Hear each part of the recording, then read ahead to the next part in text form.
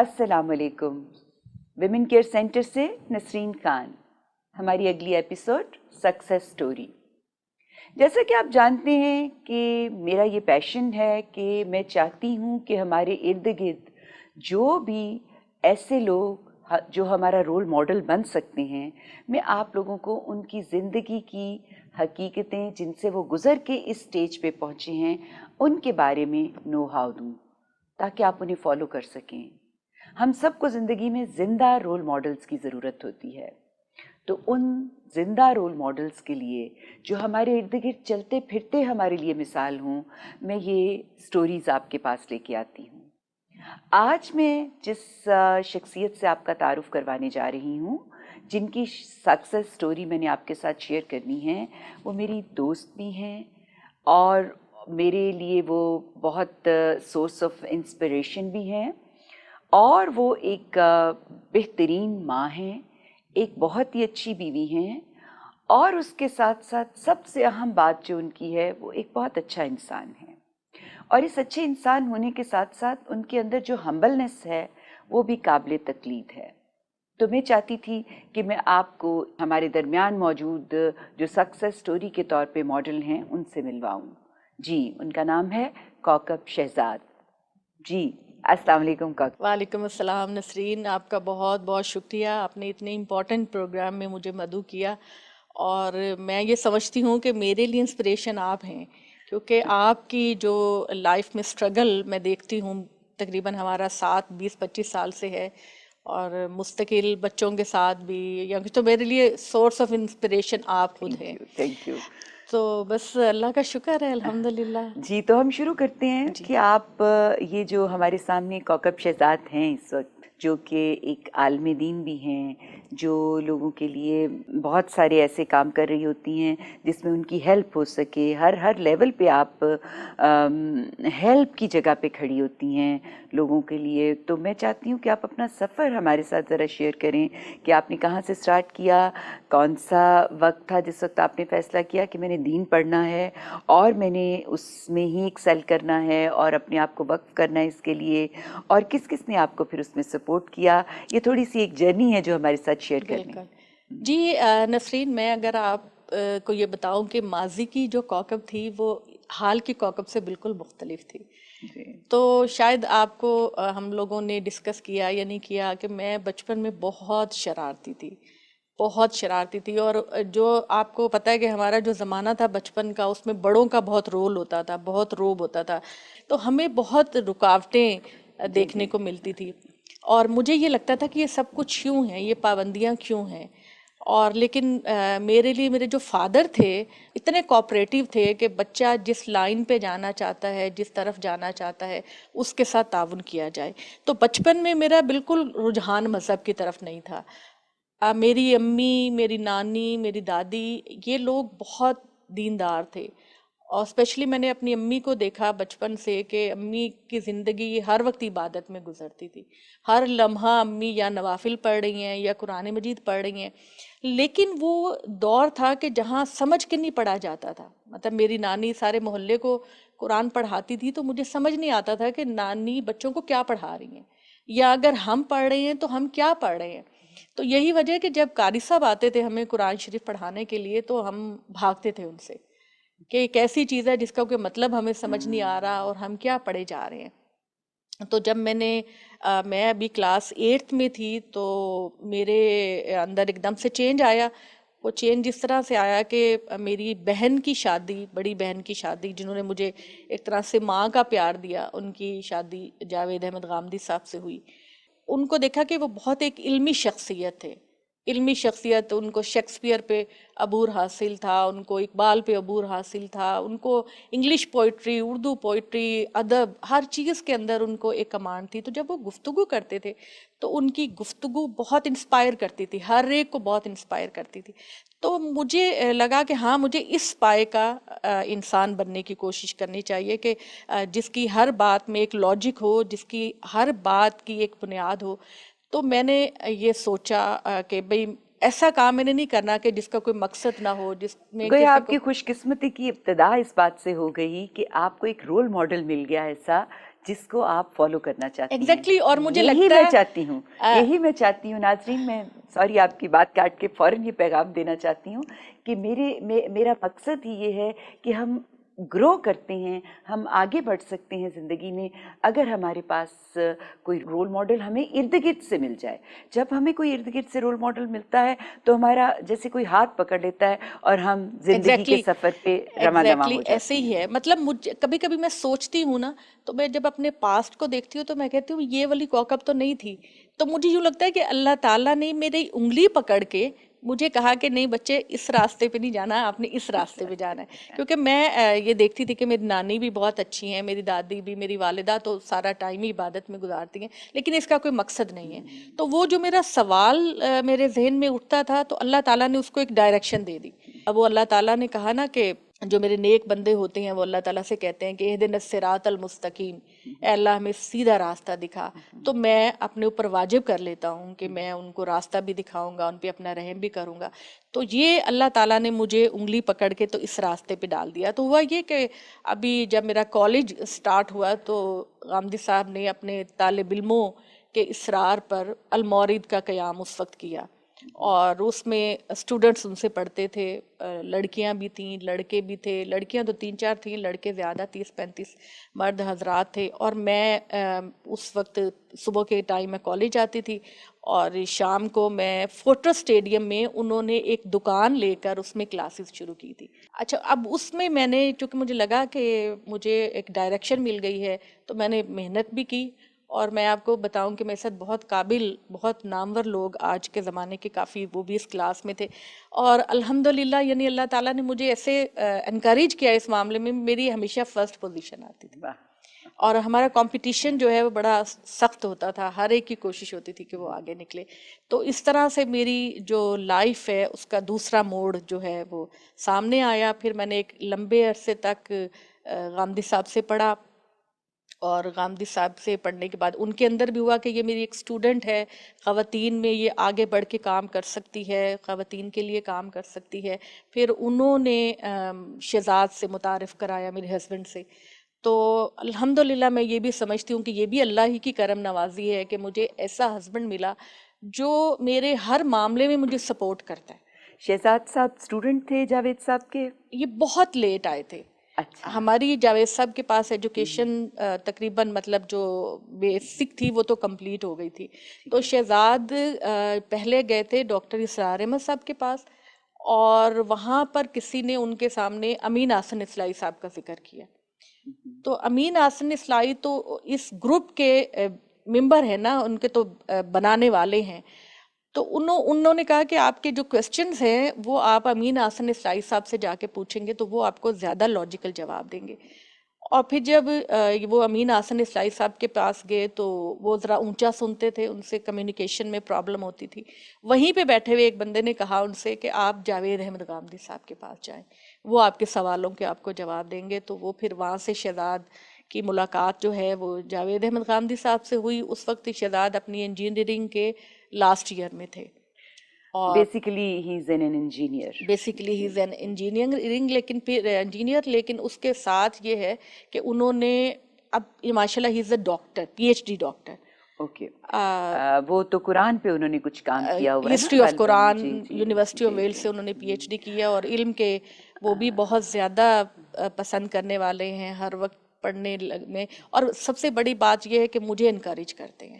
اچھا، مجھے یہ بتائیں کہ یہ جو چینج آپ بتا رہی ہیں آئی، کہ میں ایک لاؤبالی شخص تھی اور میں نے دین کے لیے میرے اندر کوئی ایکسیپٹنس نہیں تھی، یعنی مجھے لگتا تھا کہ پتہ نہیں اس میں کیا باتیں ہو رہی ہیں، تو پھر آپ نے چینج کیا. مجھے لگتا تھا پابندیوں کا نام ہے، دین ایک پابندیوں کا دین نام. پابندیوں کا نام ہے، مجھے یوں لگتا تھا. ایسا ہے. مجھے تو لگتا تھا کہ دین سے مجھے خوف آتا تھا. مجھے لگتا تھا ایک خوف والی چیز ہے، کیونکہ میں نے جس اس میں آنکھ کھولی تھی اس میں اللہ کا ورد ہوتا تھا. آپ کا تو شروع سے ہی ایک مذہبی ماحول، تو مذہبی ماحول کی وجہ سے میرے خیال میں دین جو ہے وہ ڈر والی چیز تھی. لیکن الحمدللہ آپ کا خیال ہے کہ جو آپ نے سفر شروع کیا وہ آپ کے سوال سے شروع ہوا نا؟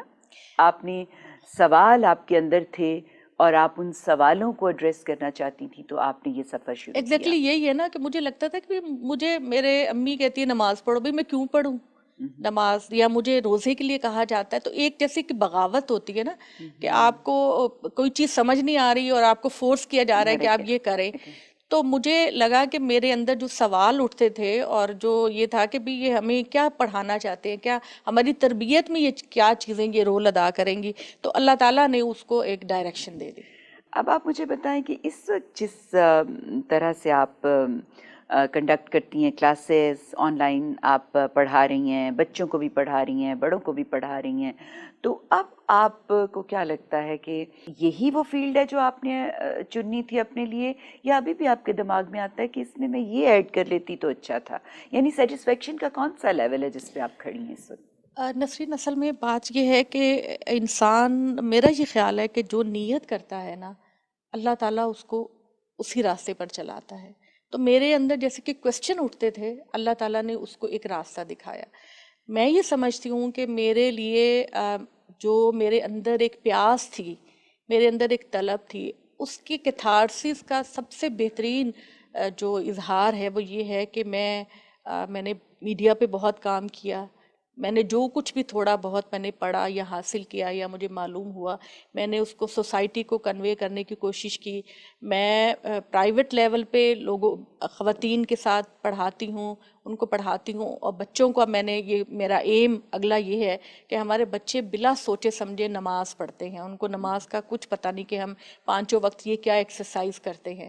تو ان کو میرا اب یہ مقصد ہے کہ بڑوں کے بعد اب میں بچوں کی طرف زیادہ فوکس کر رہی ہوں کہ سوسائٹی کے اندر زیادہ سے زیادہ اویئرنیس پیدا ہو.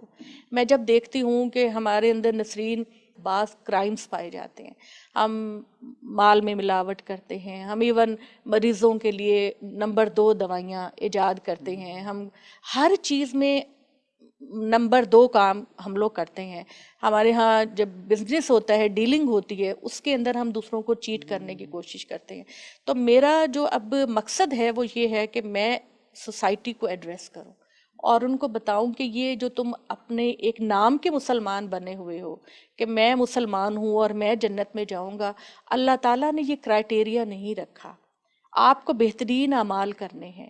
آپ یہ ہمارے اندر ایک مسکنسیپشن پایا جاتا ہے جو میں نے بچپن میں بھی بہت سنا، وہ یہ کہ ہم چونکہ مسلمان ہیں اور نبی صلی اللہ علیہ وسلم کی امت ہیں تو ہمیں تو آگ نہیں چھوئے گی، ہمیں خدا کا عذاب نہیں بنی چھوئے گا. اسرائیل والی بات، بنی اسرائیل جیسے کہتے تھے. ایگزیکٹلی میں یہ کہتی ہوں، جب میں دوسروں کو سورہ بقرہ پڑھاتی ہوں، اور میں سب کو سورہ بقرہ پڑھنے پہ بہت فورس کرتی ہوں، اس کی وجہ یہ ہے کہ سورہ بقرہ کے اندر اللہ تعالیٰ نے بنی اسرائیل کے جرائم کی پوری داستان بیان کی. بنی اسرائیل وہ قوم تھی جو نبیوں کا خون ہے، جو نبیوں کی اولاد ہے. اللہ تعالیٰ نے ان پر پے در پے انعامات کیے اور ان کے اندر اتنی ہی بغاوت رہی. تو میں جب خطاب کرتی ہوں تو میں یہ کہتی ہوں کہ اے مسلمانوں، اگر آج کے دور میں تم اپنا آئینہ دیکھنا چاہو کہ تم اللہ کی نظر میں کہاں کھڑے ہو تو سورہ بقرہ کو پڑھ لیں. کہ بنی اسرائیل کے اندر جو خرابیاں تھیں وہی امت مسلمہ پاکستانی لوگوں کے اندر ہے. اور مجھے نبی صلی اللہ علیہ وسلم کی وہ بات یاد آ جاتی ہے کہ آپ نے کہا کہ میری قوم گمراہی کے ہر اس گڑھے میں قدم رکھے گی جس میں بنی اسرائیل نے رکھا.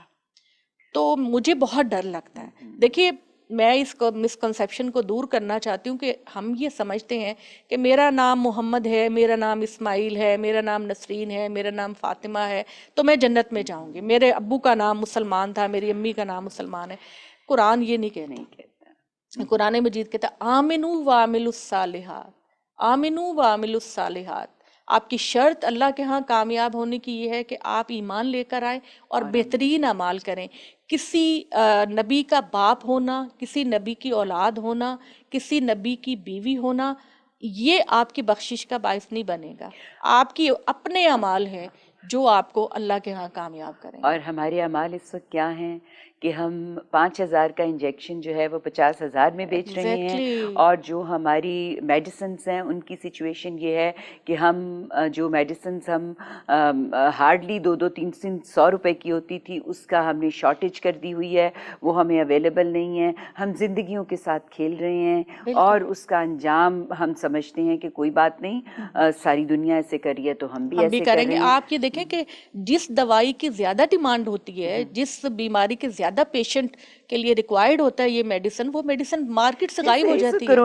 کرونا میں آپ کے وہ ایک دو انجیکشن ہے 3 لاکھ روپے کا مل رہا، لاکھوں میں اب بک رہے ہیں، حالانکہ ان کی اوریجنل قیمت 4-5 ہزار روپیہ تھی، جبکہ یا آپ کہیں کہ بہت آپ نے اس کو کیا تو وہ 8-10 یہ ہزار ماسک لے لیں، ماسک آپ لے لیں، وہ کتنے کا 15-20 روپے 30 روپے کا تھا، وہ اب 60-70 روپے کا ہے.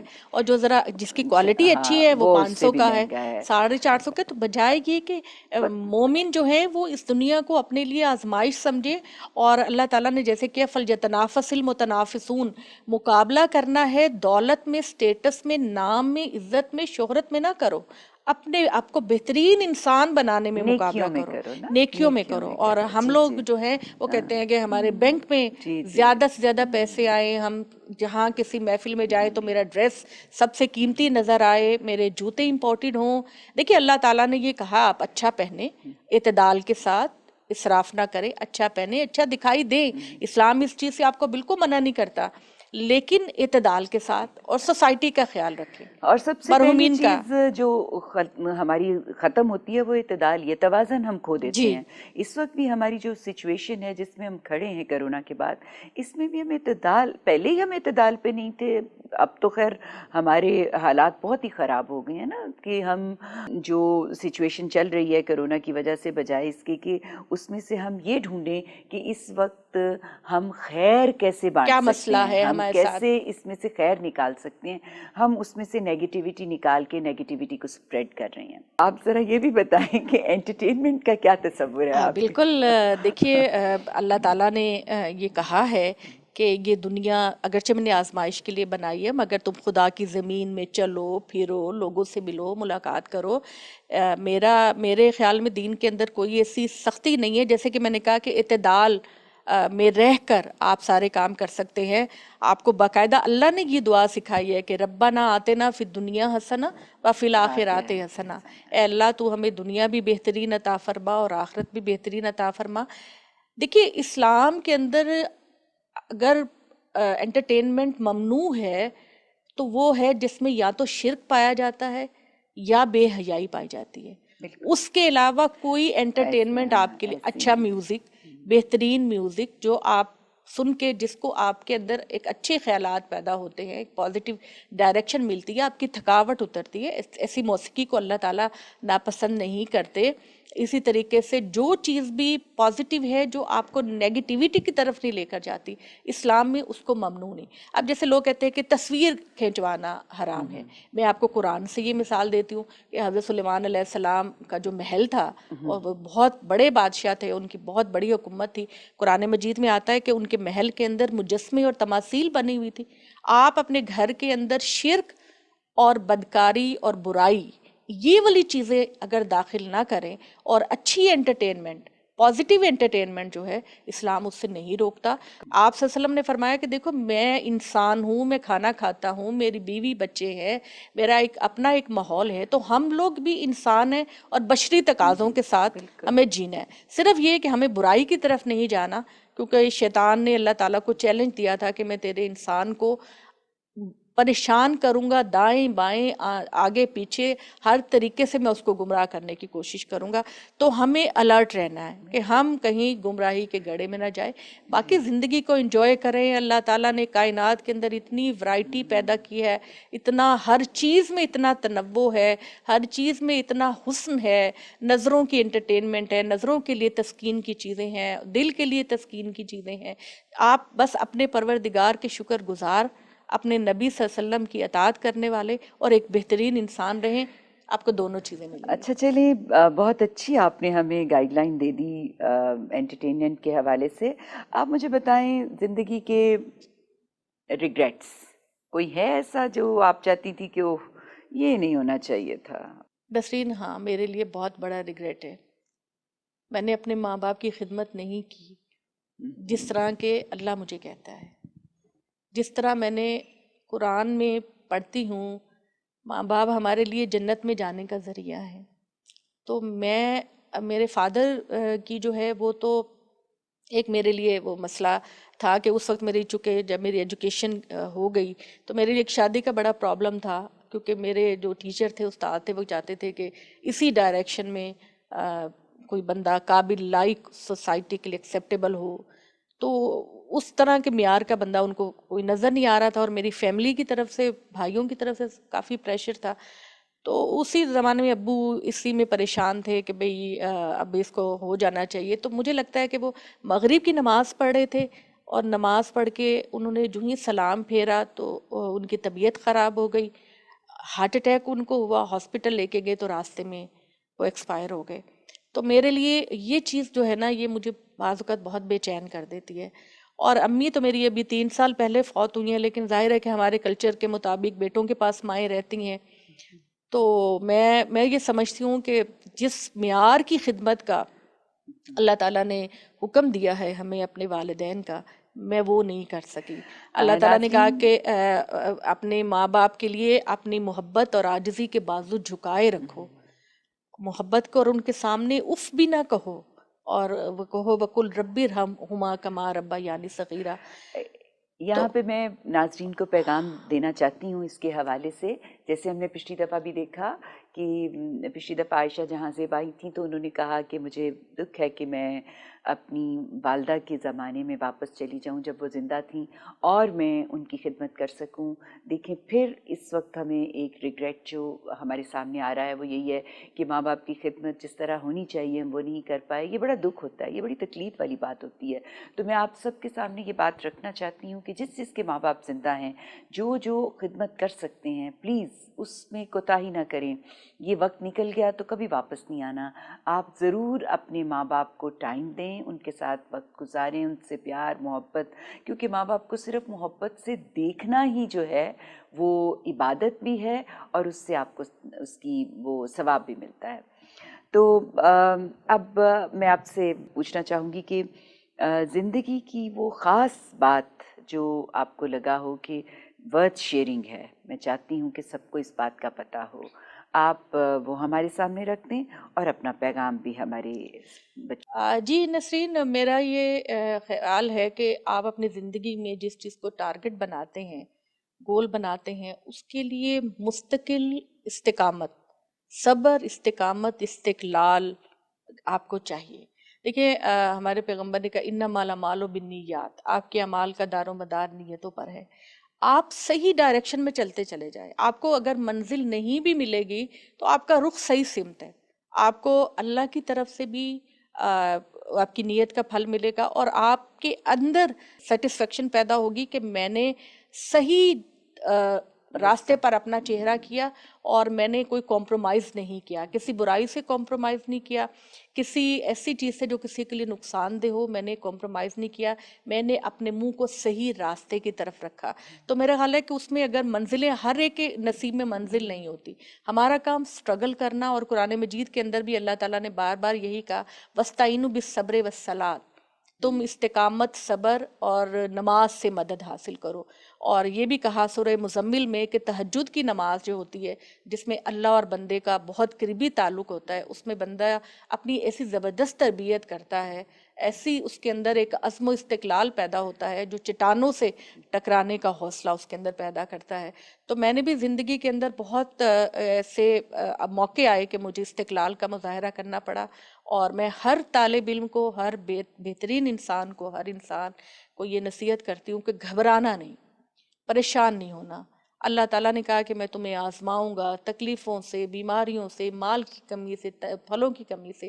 زندگی آزمائش کا نام ہے. اور میں تھوڑی سی یہ بات بتانا چاہتی ہوں کہ ہم ایگزامینیشن ہال میں ہیں, اس دنیا کے اندر ہم ایگزامینیشن ہال میں ہیں, اور ہمیں جیسے 3 گھنٹے کا پیپر دیا جاتا ہے کہ 3 گھنٹوں میں تم محنت ظاہر کر کے کامیاب بھی ہو سکتے ہو, اور لاپرواہی کا مظاہرہ کر کے فیل بھی ہو سکتے ہو.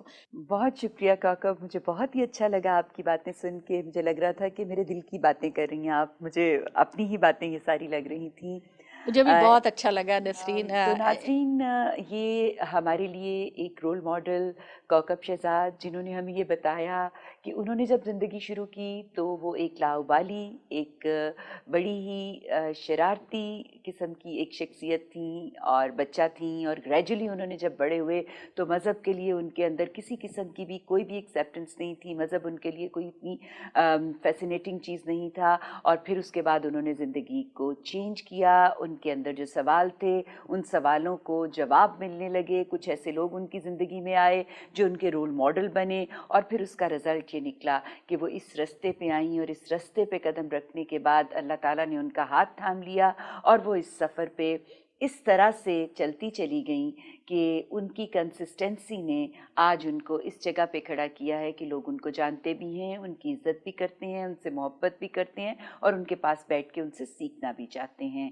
اس پیغام سے کے ساتھ آپ سے اجازت چاہوں گی کہ اللہ کا شکر ہے کہ ہمارے درمیان ایسے لوگ موجود ہیں جو ہمارے لیے رہنمائی کا باعث بن سکتے ہیں، انہیں ڈھونڈیں، ان کے ساتھ وابستہ رہیں، انشاءاللہ اللہ تعالیٰ ہمارے لیے آسانیاں کرتا چلے جائے گا۔ اگلی دفعہ نئے مہمان کے ساتھ پھر سے حاضر ہوں گے، تب تک کے لیے اللہ نگہبان۔